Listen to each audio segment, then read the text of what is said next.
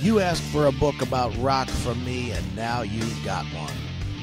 Cause Effect Metallica is a look at the album Metallica, commonly referred to as the Black Album, by me, heavy metal critic and co-host of the Classic Metal Show, Chris Aiken. In this book, I remember back to the lead-up and the eventual release of Metallica, including stories of how the release affected me as a person, the line in the sand it drew between old-school and new-school Metallica fans, and how the release single-handedly changed the way commercial rock radio stations were programmed. This is my second book, and I'm proud to have it out there, and I hope you guys enjoy it.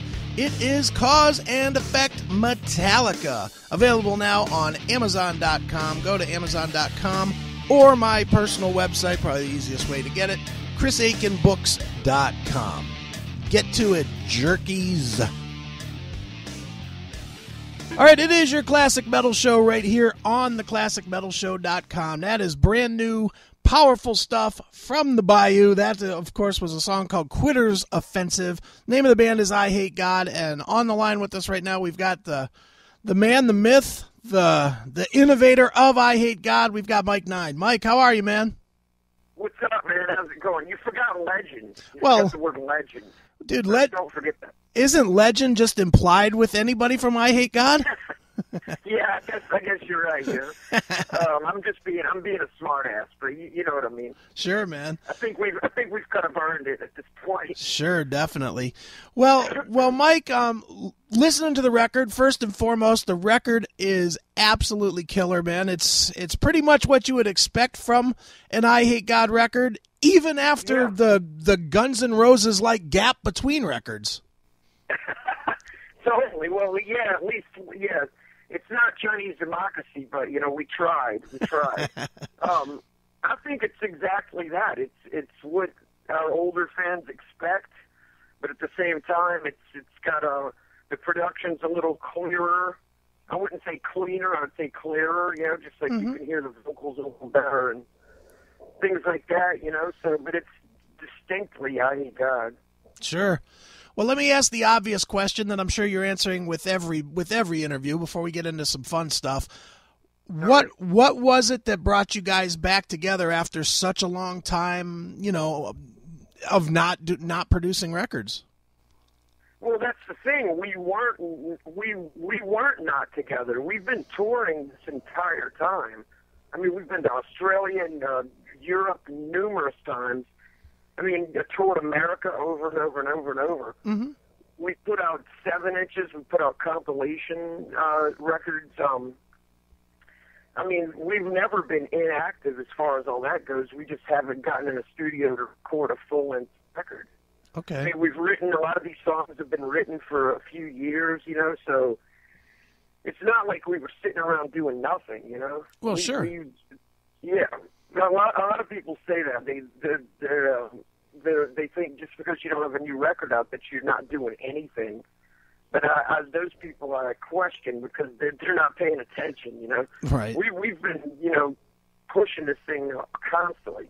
I mean, yeah, there was times when we couldn't go on tour or couldn't, you know, do things for, you know, like a month, you know, a few months or whatever because, you know, something horrible happened or somebody's got a problem in life, you know.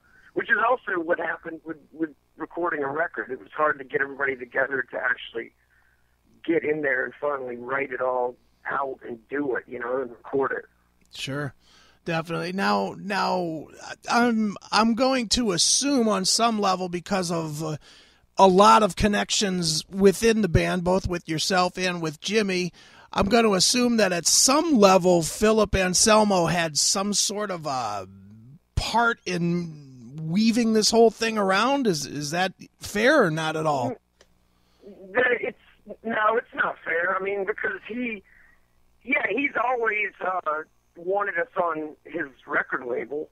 I mean, that's really the only thing. I mean, he's wanted us on the label. He's always been a fan, but it wasn't like he corralled us together or nothing and said, you know, you guys gotta get together. No, that never happened, you know. I mean, we've been telling him for years that we were going to get this record out, and it was up to us, it was up to the people in the band to get off our ass and get into the studio and do it, you know? Sure. Well, and So, what... I mean, he helped in the studio with the vocals, you know, at the end, but that's basically it, too, you know? Sure. What I meant, Mike, was not to say that, you know, he's like the ringleader of your band, but more of the fact that you guys do work with him outside of I Hate God. You know, obviously Jimmy's out doing Down, and you've done Arson Anthem, you know... Yep. To where y'all are kind of working, it's all of it is sort of, I don't want to say similar sounding because it's not, but it's similar themed,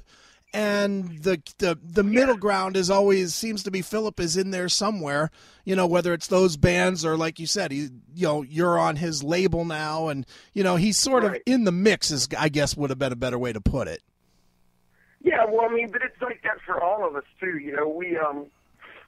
I mean, New Orleans is kind of like a family, you know. People know that. I think a lot of the fans know, a lot of our people out there know that we all work together on different projects, you know. I mean, there's always something going on, you know.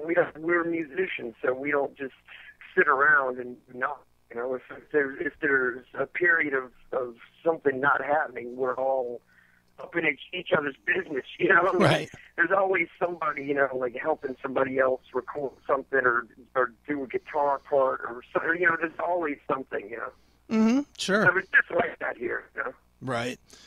Well, talk a little bit about the record, Mike. Lot of themes that for the life of me I can't figure out what the titles have to do with. But talk a little bit about, you know, what you were writing about when you were writing a lot of these songs, and you know what you aim for when you're, you know, putting lyrics down, you know, to the music that's presented. Just, you know, they write the music, and you know, we all play a part in each other's situation. Like, you know, when they're writing the records, when I'm up at the rehearsal room and they're writing, you know, we all say to each other, like, okay, that sounds cool, or, you know, that doesn't sound cool, or maybe you should do that again or twice or whatever. And the same with the lyrics, too. Like, if I give them a title that they don't like, then, of course, they're going to, you know, we're going to discuss it and go back and forth with stuff like that. But, I just get a feel for the way the song sounds from, you know, when they have the finished song, and then usually I'll wait.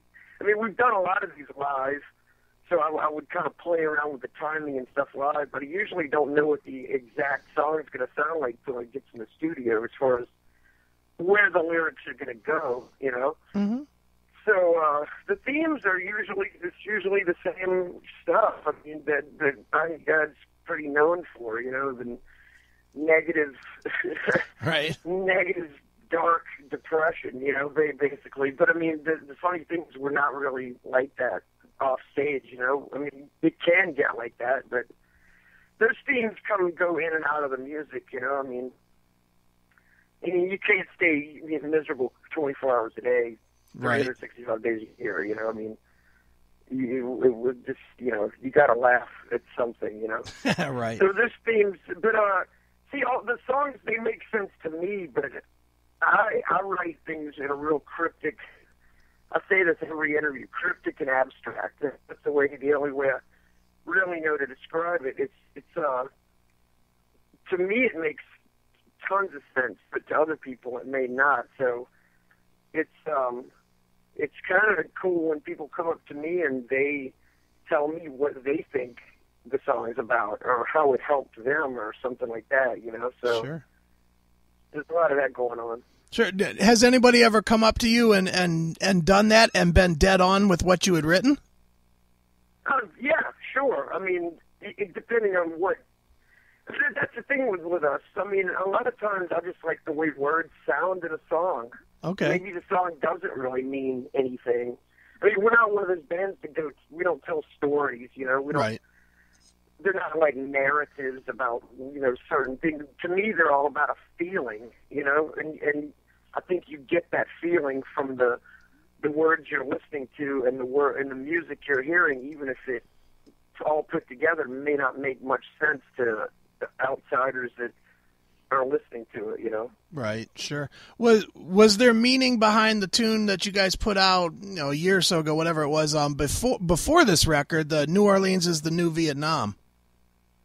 Yeah, I mean, that kind of had a more direct meaning. It was kind of more about, like, the immediate aftermath of Hurricane Katrina, you know, like, it kind of had to do with how the city was kind of like a war zone at the time, you know, like, directly, it was like after the hurricane wasn't even the horrible part. I mean, I was here through that, and then it was what happened when all the humans started, invading everything and destroying the city afterwards was a lot of the problem, you know? Yeah, definitely, man.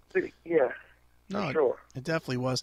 Well, Mike, I wanted to go into a direction too with you that that I'm just curious about as somebody that's been in the game outside of the recording game a little bit. Now, you at one point you were the editor or associate editor over at Metal Maniacs, correct? I was the associate editor. Was my title for one issue. Oh, just one issue. Before that, I was just like a contributor, okay. And but I did a lot. At one point, it was just me and Alicia Morgan that ran the whole thing, and we would get outsiders to write for us, like Kevin Sharp and different people like that we would get to write for us, mm-hmm. stuff for the magazine. So. Yeah, I mean, I've been working behind the scenes there for a while, but the title, I guess I was there for maybe a year, over a year or so, maybe. Okay. Just sometimes I wasn't, 100% credited with stuff or things like that, and so, for their one issue, it said Michael Williams, associate editor. And then after that, it was all downhill. Right. Well, I'm curious what you think now with, print medium. The print medium is pretty much dead. I mean, there's still a couple out there, but for the most part, it's dead, and it's all gone online. And it's also immediate, and it's really different now. Me personally, I don't think that the internet media has nearly the impact of the magazines, 15 years ago. But I'm curious, you as both an artist and somebody that's been on that side, on the other side of it, what do you think? I would have to disagree with you about it being a dead medium because really? If you really dig underground, there are a ton of people still putting out homemade fanzines just like they were in the 80s, I mean, they're a little hard to find nowadays, but if you can find, one or two of those underground magazines, you can usually find a bunch more, Okay. But I do agree with you that when I'm reading an article on the internet, it's hard for me to concentrate sometimes. It's like I need to have that magazine in my hand, That's what I love, Sure. I'm just like the old, like what I just said, like the old, punk rock Xerox magazines, and the metal magazines that were, but they're still coming out, man. It's just hard to find. You just got to dig deeper for them. They're out there, though. Sure. Yeah, I guess they just don't have them here because I can never find them. I mean, maybe I don't look deep enough, but, Well, that's the thing. It's more like probably, you know somebody that found one, and that guy gives you a copy of his or things like that. Mm-hmm. It's not like you're going to probably walk into a store and see them, There are certain specialty bookstores in certain bigger cities, that might carry a couple different ones, Sure. But I'm sure that's a small press and they disappear really fast, so. Right. Definitely. But they are out there. Very cool. Well, Mike, I Hate God, obviously there is a new record out, self-titled. What's the plans for the rest of the year and beyond for you guys? Touring, and more touring. That's what I'm hoping. We're going on tour in America in June. It's basically in the Midwest and the East Coast, even down south, to Atlanta, where we haven't been in a while. Trying to hit all the places that we haven't been in a while at first, and then we're going to try to get back to Europe, hopefully spring next year. We're working on that. We're working on Australia again, Japan again. We're trying to figure that out. there's a lot of things going on. South America, we're trying to get to. A lot of places we've never been before. We want to go, like South America. We've never played there, so. Sure. We went in July, and we go to Czech Republic and play this huge Obscene Extreme festival. That's like a huge Czechoslovakian festival, you know. So there's like 85 bands or something over like 5 days, I think, or something like that. So that's going to be cool. Sure. But we're just taking it, you know, little steps at a time, you know, right now, just getting this record released and then doing this June tour, and then we'll see what falls in our laps, you know, next. Right. Do you think, and I don't want to keep going back to an Anselmo question, and this is kind of one, but not really. Do you think that this style of music, meaning you guys, Crowbar, basically all the NOLA bands, you know, that have had national success, do you think that success has been amplified with the success of Down, because Anselmo was such a big name when he did it, but it still carries that same, especially that same meaty guitar sound that all of you guys are known for? Do you think that has helped this style of music to get, you know? Yeah. Okay. I mean, obviously it has. I mean, you know, but yeah, to deny that would be silly. You know, of course he's. I mean, even back as far as Pantera, he wore bands. He wore our shirts. Mm-hmm. He wore Crowbar shirts. You know, he wore Soylent Green shirts.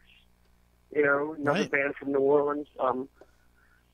You know, he was always spoke out for the local bands here, no matter who they were. You know, he seemed to, if he liked your band, you know, he was going to talk about them. So, yeah, obviously that's that can't hurt. You know, like Sure. I'm saying. Definitely. Well, I can tell you sold one copy of Take the Needed for Pain to me because of Anselmo wearing your shirt in a video. So, you know, it definitely worked. It definitely worked for me anyway. Well, there you go, man. Well, Mike, obviously, man, very cool new record, self-titled, just called I Hate God, and that's with EYE for the uninitiated. That's EYE Hate God. Mike, where can people go online to find more out about the band and where you're going to be touring and, you know, all the good stuff? We have a website. It's ihategod.ee. The suffix is ee. It's a long story. Don't even ask me. .ee. All right. And then we have the Facebook page is probably the most updated page. It's official I Hate God on Facebook.